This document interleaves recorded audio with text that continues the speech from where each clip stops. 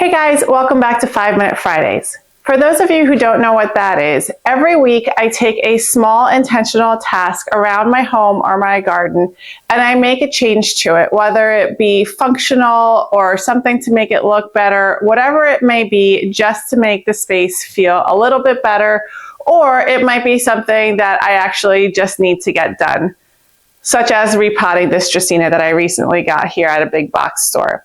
Now, I picked this up just a couple days ago, and I know a lot of sources tell you to never repot your houseplants when you bring them home because they're going through enough shock as it is in terms of their environment changing. But I'm following a little bit of a different rule here, and I'm going to explain why as soon as I get this done. So stick around, and I'll tell you exactly what we're doing. All right, guys, I've got my timer started. As I'm doing this, I'm going to go ahead and explain to you what I'm doing and why. Here we go.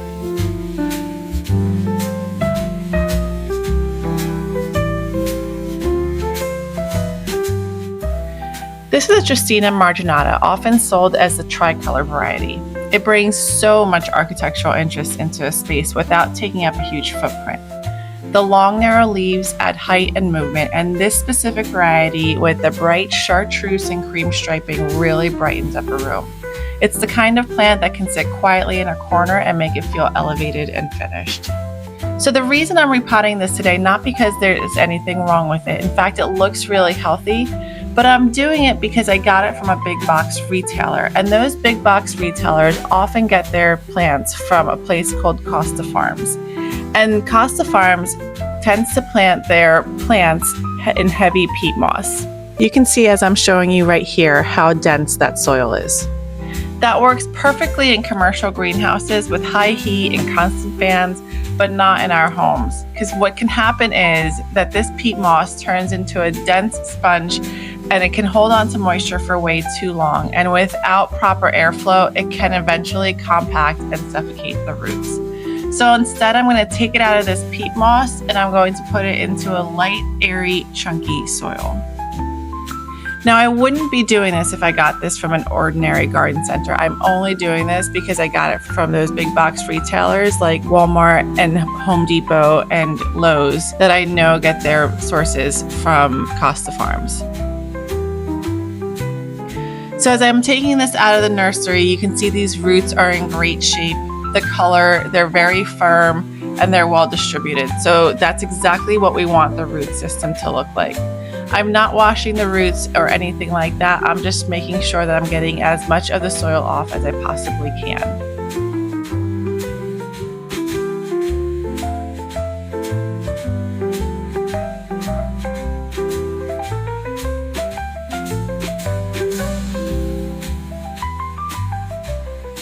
Now it seems a little wasteful to just throw all this out, so what I'm probably going to do is just use it in some winter sowing containers and test to see how it's going to work out there.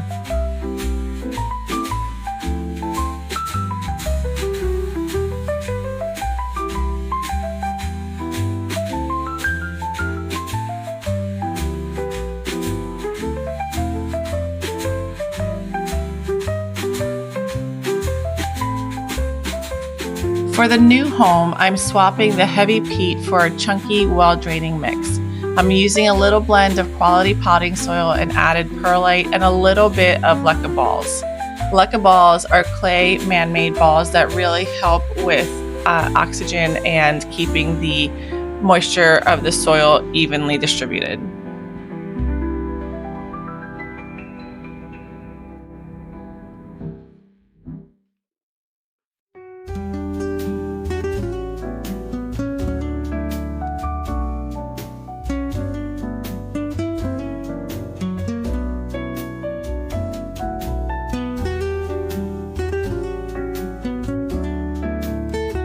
Dracaena seem to really appreciate this kind of structure.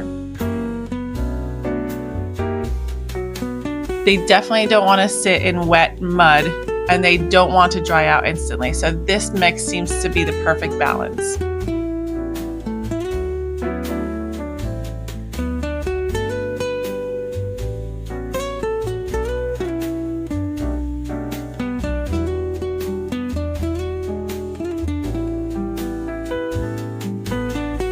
Now I'm adding Mycorrhizae to the soil. Mycorrhizae are beneficial fungi that live in partnership with plant roots. In nature, they attach themselves directly to the roots and essentially extend the plant's root system, helping it to access water and nutrients more efficiently. What's important to know, though, is that mycorrhizae only work if they come into direct contact with the roots, which is why you saw me put a teaspoon right on top of the root system. Simply mixing them into the soil or sprinkling them on top really doesn't do much. It's not a fertilizer, so it's not something that you need to use constantly. It's more about supporting the plant during a transition like repotting when the roots are adjusting to a new environment. It's a small step, but it helps to reduce plant stress and supports long-term root growth, which is exactly what we want when we're setting our plants up in our homes to thrive.